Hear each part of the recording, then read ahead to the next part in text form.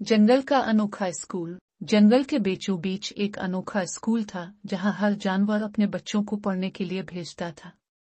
इस स्कूल के हेडमास्टर एक निहायत ही दाना और अक्लमंद उल्लू साहिब थे, जिनकी बड़ी बड़ी ऐनक और गहरी आवाज सब बच्चों को बहुत डराती थी। लेकिन इस स्कूल की सबसे बड़ी खासियत ये थी कि यहाँ हर जानवर की अपनी अपनी अजीब और गरीब शरारतें थीं। पहले दिन जब स्कूल की घंटी बजी तो सब जानवरों के बच्चे अपने अपने बस्ते लेकर क्लास में आ बैठे।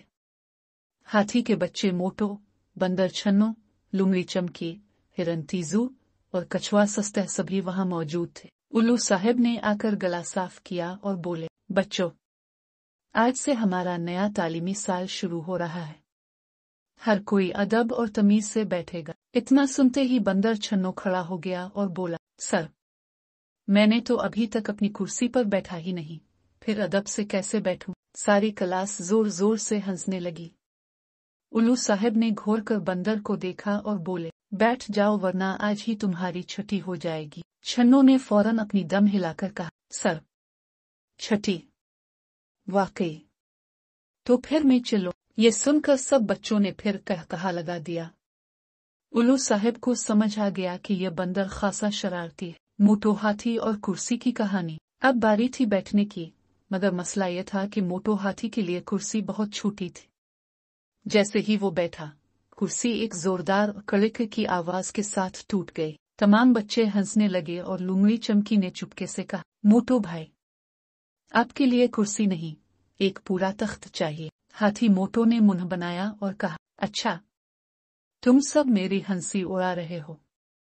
देखो, मेरी सूंड से सबके बसते हुआ मैं उड़ा दूंगा। फिर उसने अपनी लंबी सूंड हिलाई और वाकई सबके बसते हुआ में उछाल दिए। किताबें और कापियां दरख्तों पर जा गिरी। सब बच्चे चीखने लगे और उल्लू साहिब का सर पकड़कर कहना था, ये स्कूल है या सर्कस? चंद दिन बाद इम्तिहान होने वाला था, लेकिन लुमड़ी चमकी को पढ़ने का बिल्कुल शौक नहीं था।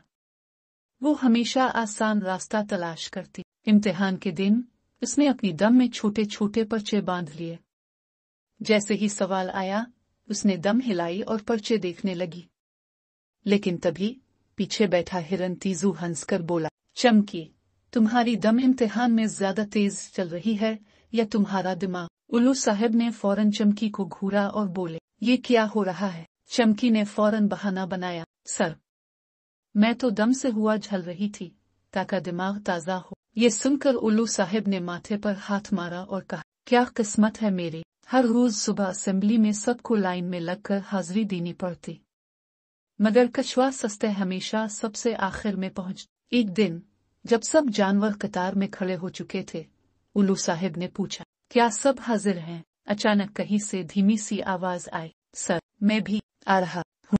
सबने मुड़ कर देखा तो कछुआ सस्तेह अभी तक गेट से अंदर आ रहा था। बंदर छन्नो ने कहा लगाया, सस्तेह भाई, आप असेंबली खत्म होने के बाद पहुंचते हैं, क्यों ना आप कल की हाजिरी आज ही लगा लें? एक दिन सब बच्चों ने सोचा कि उल्लू साहब को मजाक का शिकार बनाया जाए। बंदर छन्नो ने स्कूल के कमरे में शहद का एक बड़ा बर्तन रख दिया और शहद की खुशबू जंगल के शहद की मक्खियों तक पहुंच गई। जैसे ही उल्लू साहब ने कमरे में कदम रखा, एक मक्खी उनकी नाक पर आ बैठी।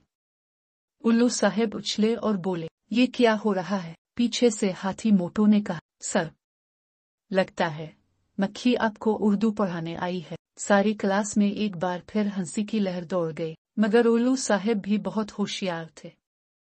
उन्होंने कहा, अच्छा बच्चों, अब सब चाक उठाओ और हर एक को 5 सफ़े का मजमून जंगल का बेहतरीन उस्ताद लिखना होगा। यह सुनकर सबका हंसी में हंसी रह गई और सब सर पकड़कर बैठ गए। बंदर छन्नो ने सरगोशी में कहा, अरे यार, मजाक करना था, सजा नहीं लेनी थी। इसके बाद सब बच्चों ने फैसला किया कि शरारतें तो करेंगे, लेकिन साथ पढ़ाई भी करेंगे। जंगल का ये अनोखा स्कूल एक ऐसा स्कूल बन गया जहां हंसी मजाक, शरारतें और तालीम सब साथ साथ चलते थे। और यूं उल्लू साहब के सब्र और तहम्मुल की बदौलत जंगल के ये शरारती बच्चे एक दिन बहुत होशियार और कामयाब बन गए।